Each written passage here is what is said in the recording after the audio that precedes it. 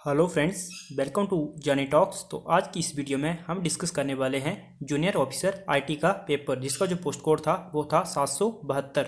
इससे पहले हम आज जो मॉर्निंग शिफ्ट में पेपर हुआ है कंप्यूटर असिस्टेंट का, आप उसे भी देख सकते हैं। उसका भी हम जीके सेक्शन डिस्कस कर चुके हैं और इसका भी हम जीके सेक्शन डिस्कस करने वाले हैं। तो चलिए शुरू करते हैं पहले प्रश्न से।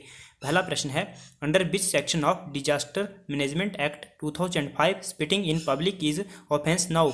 तो आपदा प्रबंधन अधिनियम 2005 के किस अनुच्छेद के अंतर्गत सार्वजनिक स्थान पर थूकना अब अपराध है। तो दोस्तों ये है जो अनुच्छेद 51B है, इसके तहत एक अपराध है। तो इसका ऑप्शन जो बी है वो सही हो जाएगा, अनुच्छेद 51B। अगला प्रश्न है, first Indian city which recently announced bearing of mask in public place mandatory. तो हाल ही में सार्वजनिक स्थानों पर फेस मास्क पहनने की अनिवार्यता की घोषणा करने वाला प्रथम भारतीय शहर है। तो दोस्तों ये जो घोषणा करी है ये मुंबई के द्वारा करी गई है। तो इसका ऑप्शन बी जो है वो सही हो जाएगा। दोस्तों दिल्ली ने भी वैसे इसकी घोषणा कर दी है।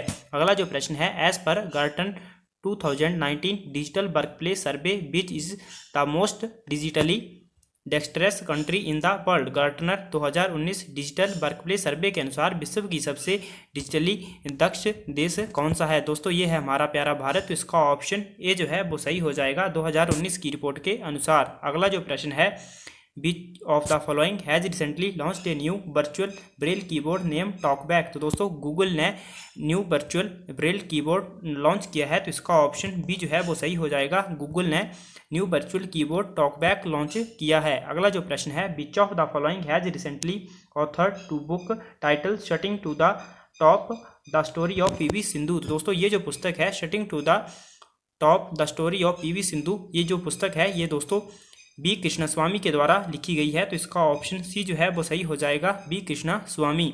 अगला जो प्रश्न है, the great ruler Kanishka belong to the which dynasty.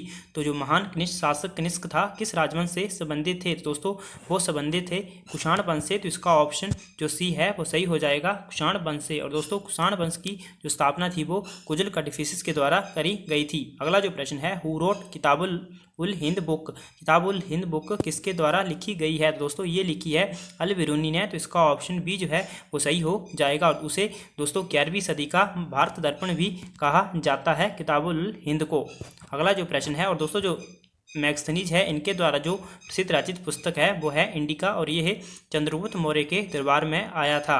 अगला जो प्रश्न है, battle of Khanwa took place in which year. Khanwa का युद्ध किस वर्ष हुआ था। दोस्तों खानवा का युद्ध 1527 ईस्वी में हुआ था। तो इसका ऑप्शन ए जो है वो सही हो जाएगा। और दोस्तों ये है बाबर और राणा सांगा के बीच हुआ था। अगला जो प्रश्न है, Azmat Ali Khan is associated with which musical instrument. Azmat Ali Khan किस संगीत वाद्यंत्र से संबंधित हैं। तो दोस्तों अजमत अली खान जो हैं वो सरोद के प्लेयर हैं। तो इसका ऑप्शन ए जो है वो सही हो जाएगा, सरोद के प्लेयर हैं अजमत अली खान। अगला जो प्रश्न है, garba is a folk dance of which Indian state. तो दोस्तों गरबा जो है वो किस भारतीय राज्य का लोक नृत्य है। तो दोस्तों गरबा जो है वो गुजरात राज्य का प्रसिद्ध लोक नृत्य है। तो इसका ऑप्शन डी जो है वो सही हो जाएगा। और दोस्तों कर्नाटक का जो है वो है यक्षगान, और असम का आपने सतारिया का नाम सुना होगा, और बिहू भी असम का है। अगला जो प्रश्न है, which is the smallest planet. निम्न में से कौन सा सबसे छोटा ग्रह है। तो दोस्तों बुध जो है, मरकरी जो है वो सबसे छोटा ग्रह है। और दोस्तों मंगल जो है इसे लाल ग्रह भी कहा जाता है, और इसका जो लाल रंग है वो आयरन ऑक्साइड के कारण है। अगला प्रश्न है, नाइस किस प्रकार की साल है। तो nice is which type of rock. तो दोस्तों नाइस जो है वो एक प्रकार की मेटामॉर्फिक रॉक है। तो इसका ऑप्शन सी जो है वो सही हो जाएगा, मेटामॉर्फिक रॉक्स यानी कि कायांतरित सेल है जो नीस है। अगला जो प्रश्न है, which ocean is named after a country. तो दोस्तों किस महासागर का नाम एक देश के नाम पर रखा गया है। तो दोस्तों ऑप्शन डी जो है वो सही हो जाएगा, इनमें से कोई नहीं, क्योंकि दोस्तों जो हिंद महासागर है, हिंद महासागर का नाम हिंदुस्तान के नाम पर रखा गया है। तो ऑप्शन डी जो है वो सही हो जाएगा, इनमें से कोई नहीं। अगला जो प्रश्न है, Hollywood is located in which country. Hollywood किस देश में स्थित है। तो दोस्तों जो हॉलीवुड है वो यूएसए में है, यूनाइटेड स्टेट ऑफ अमेरिका में है, और जो बॉलीवुड है वो हमारे भारत में यानी कि मुंबई में स्थित है। अगला जो प्रश्न है, Sardar Sarovar project is built on which river. Sardar Sarovar परियोजना किस नदी पर बनी है। तो दोस्तों सरदार सरोवर परियोजना जो है वो नर्मदा नदी पर बनी है। तो इसका ऑप्शन जो ए है वो सही हो जाएगा, Narmada river. Next question is, fundamental duties are listed under which section of Indian constitution. तो मूल कर्तव्य जो हैं वो भारतीय संविधान के अनुच्छेद 51A के अंतर्गत आते हैं। तो इसका ऑप्शन डी जो है वो सही हो जाएगा। और दोस्तों मूल कर्तव्यों को भारतीय संविधान का जो 42वां संविधान संशोधन हुआ था उसके तहत ऐड किया गया था 1976 में। तो इसका ऑप्शन डी जो है वो सही हो जाएगा 51A। अगला जो प्रश्न है, money bills can be introduced in the parliament only with prayer recommendation of which of following.